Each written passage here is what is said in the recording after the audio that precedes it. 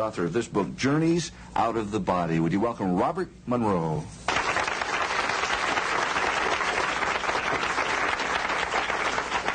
It is indeed a problem. How does one follow from body to out of body? What is an out of body experience? Well, an out of body experience is a state of being, a state of awareness, a state of action, separate and apart from the physical body. About 25% of the population throughout the world, I guess, has this spontaneously take place that they're aware of at least once in their lifetime. No, what happens? What happens? Well, what happens is that you as an individual suddenly find yourself, for one reason or another, apart from your physical body, and yet you can think, you can be, you can act, but your physical body is in some other location. It may be only 2 inches away or 2,000 miles away. Now, we've heard about people who have supposedly died and then have come back to life. That is also an out-of-body experience? That is indeed an out-of-body. It's a rather extreme way.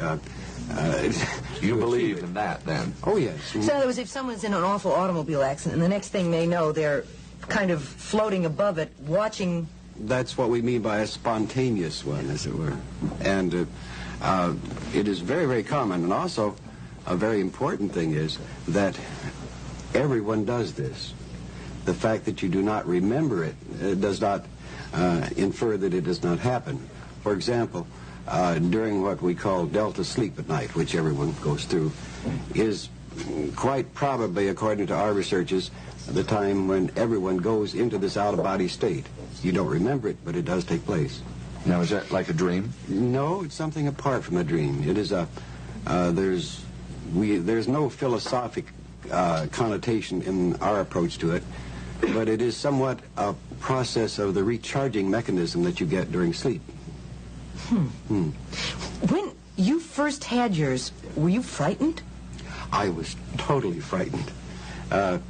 Panic-stricken is a better word for it. And I went through, as a result, all the processes of medical examinations, psychiatric examinations, trying to determine why this was happening. Robert, describe for us your first body. Can you remember it? Oh, I can remember. You still look frightened. Oh, hang on. Very simple. I had been encountering a phenomenon that was like a vibration in the body, and I had gone to my doctor about it, and he had said, oh, that's just nerves and so on, and I would have to wait till this faded out, and it's not a physical vibration, incidentally. And one night I was lying in bed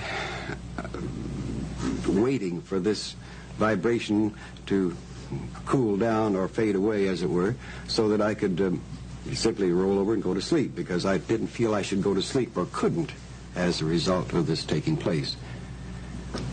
On that particular night I was waiting, because it was a Friday night and Saturday was going to be a beautiful, bright, cold front day, meaning a good day for gliding. So I was lying in bed thinking what a nice time I was going to have that Saturday, getting into these nice thermal lifts and soaring around.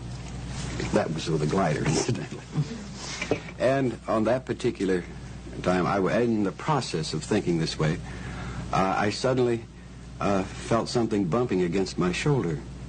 And I looked, and here was this, what looked to be the floor bumping against my shoulder. And I thought, that's strange. I don't remember going to sleep.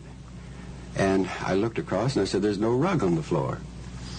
I looked more closely, and there was something sticking up out of the floor that shouldn't be there. And trying to perceive what this was, I got a real close look, and it was the chandelier. And in desperation, I realized that I was not bumping against the floor, I was bumping against the ceiling. And I flopped around in the air and looked down, and there below me was the bed, and here was my wife in bed, and here was a man in bed with my wife. Oh. And my first response is, well, this is an odd kind of Freudian-type dream. And I thought, well, I better get a good look at this man who was in bed with my wife. And I moved over a little bit closer, and with a great shock, I discovered that the man in bed with my wife was me. And then I went through this great emotional surge that I'm dying, death is here, I don't want to die, let me get back in there. And so I swam down to the body, popped in, and how, I don't know. And then I sat up in bed and looked around. Everything was quiet. My wife was lying there in bed, and I looked up, and there was a chandelier. And needless to say, I did not sleep the rest of that night.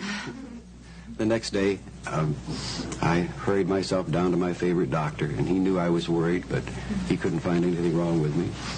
And that began the search. I fearfully tried to avoid letting this take place again, and as things do happen, it takes place again, and you have to fight the surge of panic about it. You know, I have gone to sleep many times and not remembered going to sleep. I've had what I guess we know as dreams or even nightmares, and I guess they're probably different. So how do you know it wasn't that, or it isn't that when you go in and have an out-of-body? It took me almost a year of very cautious exploration to determine that it was not a dream. How do you explore it? Well, first, you go just a little bit, and you look around, then you duck back in. Then you go a little further, as I did in the initial stages. So in other words, you have complete control of out-of-body? When you go through this in a careful process, you do, yes. I would be afraid of getting lost. Now, I know that sounds silly, but what if you went out and went around the block or something, got lost, couldn't get back? I did that a number of times. Did you? Yes. Well, see, it's not so silly. You could get lost. Oh, you do. It's amazing. For example, unless you have been in a helicopter, for example, over San Francisco at night, let's say you find yourself, if you're only 100 feet over a whole bunch of rooftops, and try and find yourself and see where you are. Any questions from the audience about this? Yeah. Jill. When did this start? How old were you? I mean, was it like you were a kid? No, it did not start when I was about 40 years old. Really? And is it still happening to today? I mean, do you... Yes, in a different form. But you control it completely today, is that right? Oh, you mean... Wait, you know when you're going to come out, you say, okay, tonight I'm going to go for around the block? Or... Yeah, well, I've gotten tired of going around the block. Can you go far? Far? The farthest is about, well, I've gone around the world once just for the fun of it. This time-space gets very boring after a while. So you don't only go around the world, but you actually go out of the world. Yes. How many times can you go from Virginia to San Francisco, which has been one of my common runs, before it gets boring? You like that, right? No, I just have a lot of friends here. Do you meet anybody else up there? Yeah. Well, yes, we do. Now, can this help people if they learn this out-of-body experience? Can it help them when they die, or they think they're going to die, or their time's up in this life? There's a major discovery that comes with the result of such activity or practice. Without any equivocation, without any going past hope, belief, faith, you know that you do survive death.